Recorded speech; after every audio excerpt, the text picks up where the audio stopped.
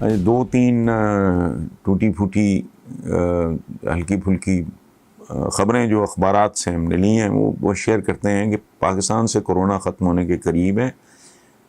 عمران خان کی پالیسیز کو اپریشیٹ کیا جا رہا ہے.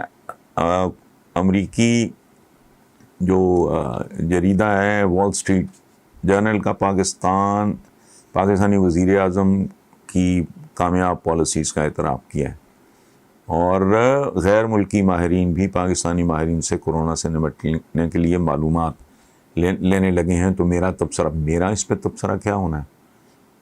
یہ اتنے دنوں کے بعد کو اگر کوئی ایک اچھی خبر ملتی ہے تو ظاہر ہے یہ ہمارے لیے باعث عزت ہے، باعث فخر ہے، اور خوشی کی بات ہے کہ اتنے بڑے بحران میں پاکستان کی گورنمنٹ نے، مجھے نہیں پتا وال اسٹریٹ وغیرہ کا، مگر یہ اسی طرح ہے تو اس کا مطلب ہے کہ بہت اعلیٰ پرفارم کیا ہے. جسے یہ چھوڑیں اپوزیشن کیا کہتی ہے، ہم تو ایک دوسرے کو ٹھیک کہتے ہی کچھ نہیں. عام زندگی میں بھی ہمارا یہی حال ہے. تو پولیٹیشین تو ویسے ہی بہت گیا گزرا ہوتا ہے. تو اگر باہر سے اپریسیشن مل رہی ہے اور وال اسٹریٹ جیسا اب بات کر رہا ہے اس طرح، تو اس میں ظاہر ہے ہمیں خوشی ہونی چاہیے، اس کو سیلیبریٹ کرنا چاہیے، اور یہ توقع کرنی چاہیے، یہ امید کرنی چاہیے کہ مستقبل میں یہ جو ہے سٹائل ہمارا، یہ اس میں پھیلاؤ اور بڑھاؤ آتا جائے.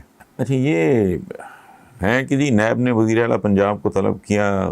خبریں یہ چل رہی ہیں کہ عثمان بزدار کو نیب میں بلانے کا مقصد اصل میں پنجاب میں تبدیلی لانا ہے. مقتدر حلقے وزیر اعلیٰ پنجاب کی تبدیلی کے حوالے سے سوچ رہے ہیں.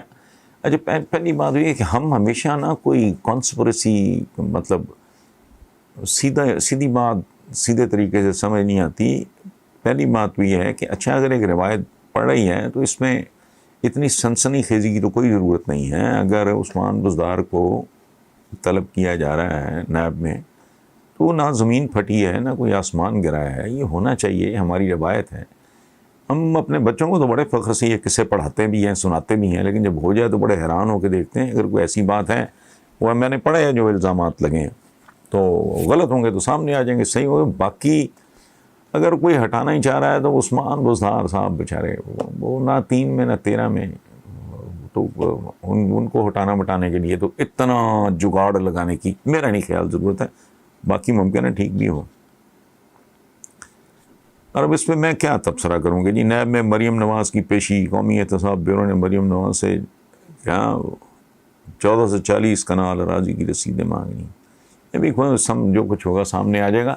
پاکستان کے پولیٹیشنز، پاکستان کی سو کالڈ ایلیٹ، یہ گندی ایلیٹ، اور یہ ان کا تو خیر چھوڑیں، یہ تو بہت ٹائپ کے لوگ ہیں. ایک آدھ نسل میں ان کے تمول اور خوشحالی آئی ہے، دوسری تک پہنچی ہوگی. وہ یہاں تو بڑے بڑے جینوئنلی جو سو کالڈ خاندانی ہیں وہ باز نہیں آتے.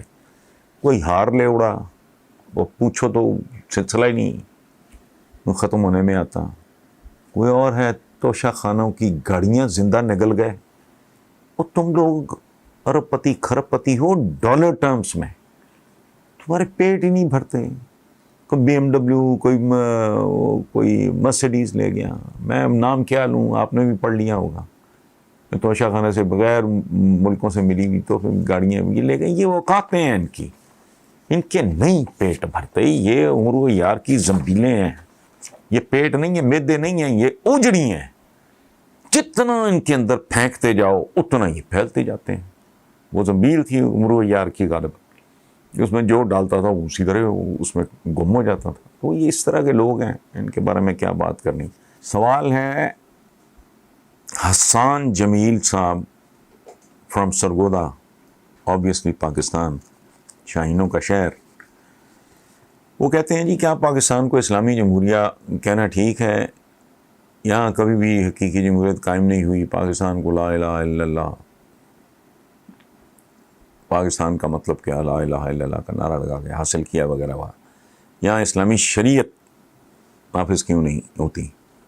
پہلی بات یہ ہے کہ آپ پورا لکھیں کہ کیا پاکستان کو اسلامی جمہوریہ پاکستان کہنا ٹھیک ہے. اس کا جواب یہ بنتا ہے اسلام ہے یا نہیں ہے آپ جانتے ہیں، جمہوریت ہے یا نہیں ہے ابھی میں اس کے بارے میں ماتم کر کے ہٹاؤں. رہ گئی پاکیزگی، تو حضور یہاں تو دودھ خالص نہیں ملتا، یہاں تو شہد کو اسلامی بنا کے نا، اسلامی شہد، پتہ لگتا ہے کہ یہ گندا غلیظ تھرڈ کلاس گوڑ بچھا کے تو وہاں پالتو مکھیاں رکھ کے تو ان سے بنایا گیا ہے، نہ دوا اصلی نہ غذا اصلی، یہ میں کہتا ہوں تو وہ اگر پاکیزگی ہے تو بسم اللہ۔ اب ایک ٹیکنیکل سی بات، آپ نے شریعت کا لفظ سمجھ، یہ لفظ ہے شریعہ۔ یہ شریعہ بیسیکلی کیا ہے؟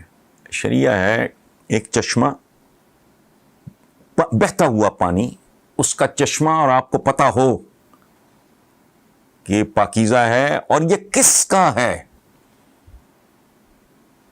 اس کا بہتا ہوا پانی، مسلسل بہتا ہوا پانی شریعہ کہلاتا ہے۔